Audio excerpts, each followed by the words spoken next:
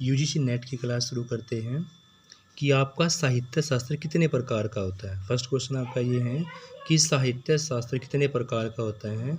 साहित्य शास्त्र आपका दो प्रकार का होता है, एक भारतीय काव्य शास्त्र, दूसरा पाश्चात्य काव्य शास्त्र। तो पहला क्वेश्चन आपका क्या बनता है, साहित्य शास्त्र के प्रकार कितने हैं। दो प्रकार हो गए, भारतीय काव्य शास्त्र, दूसरा पाश्चात्य काव्य शास्त्र। आज हम पढ़ते हैं भारतीय काव्य शास्त्र के बारे में कि भारतीय जो काव्य शास्त्र हैं उससे भी प्राय हमारा ये है कि वो संस्कृत काव्य शास्त्र से लिया गया है।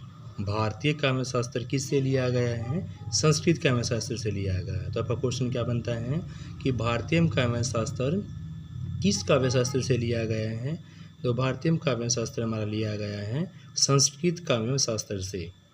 संस्कृत में काव्य शास्त्र का प्रथम आचार्य कौन माना गया है, ये क्वेश्चन बनता है। तो संस्कृत में काव्य शास्त्र का प्रथम आचार्य माना जाता है भरत मुनि।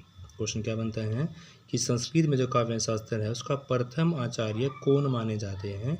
तो उनके प्रथम आचार्य माने जाते हैं आपके भरत मुनि।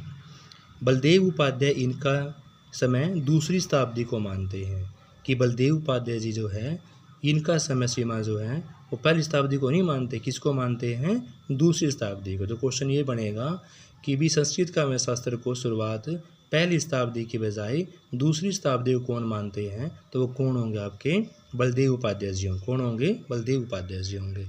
संस्कृत में शास्त्र के लिए काव्य शब्द का प्रयोग करने लगे हैं, यानी कि अगर हम संस्कृत काव्य शास्त्र के बारे में पढ़ते हैं तो संस्कृत की जगह हम साहित्य का प्रयोग, काव्यों का प्रयोग करने लगे हैं। जब काव्य आएगा साहित्य में तो समझ जाना किसके लिए प्रयोग कर रहे हैं हम काव्य शब्द, संस्कृत के लिए। तो संस्कृत में साहित्य के लिए क्वेश्चन ये बनेगा किस शब्द का प्रयोग करते हैं। तो संस्कृत में साहित्य के लिए काव्यम शब्द का प्रयोग करते हैं स्टूडेंट्स। नेक्स्ट आपका क्वेश्चन बनेगा कि काव्य अब होता कितने प्रकार का है। तो काव्य आपका दो प्रकार का होता है, एक होता है दृश्य काव्य, दूसरा होता है श्रव्य काव्य। क्या क्या होता है स्टूडेंट्स, एक होता है आपका दृश्य काव्य, एक होता है आपका श्रव्य काव्य। दो क्वेश्चन ये बनेगा काव्य कितने प्रकार का हुआ है, दो प्रकार का, दृश्य काव्य और श्रव्य काव्य। अगर दृश्य काव्य का एग्जाम्पल पूछते हैं तो क्या हो जाएगा आपका, नाटक। दृश्य काव्य का एग्जाम्पल नाटक। फिर अगला क्वेश्चन बनता है कि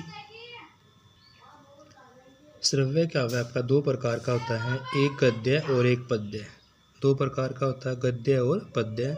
गद्य में जैसे कहानी उपन्यास आएगा, पद्य में जैसे क्या है आपकी कविता आएगी। दो प्रकार का स्टूडेंट श्रव्य काव्य, गद्य और पद्य। गद्य का एग्जाम्पल पूछेगा तो कहानी और उपन्यास हो जाएंगे, और पद्य का एग्जाम्पल आपका क्या हो जाएगा, कविता हो जाएगा स्टूडेंट्स।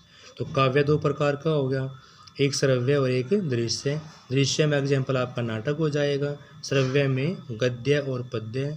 गद्य में कहानी और उपन्यास, और पद्य में जैसे कविता हो जाएगी स्टूडेंट्स। नेक्स्ट आपका नाटक की शुरुआत आपकी भारतेंदु हरीशचंद्र को से मानी जाती है। अगर नाटक की शुरुआत का क्वेश्चन पूछते हैं कि नाटक की शुरुआत आपकी कहाँ से नाटक की शुरुआत आपकी मानी जाती है भारतेंदु हरीशचंद्र जी से। इनके पिताजी के नाम का पूछें तो इनके पिताजी का नाम था गोपाल चंद्र गिर। क्या स्टूडेंट्स, इनके पिताजी का नाम था गोपाल चंद्र गिर था। भारतेंदु के जो गुरु का नाम पूछा हुआ है तो वो क्या था, राजा शिव प्रसाद थारे हिंद।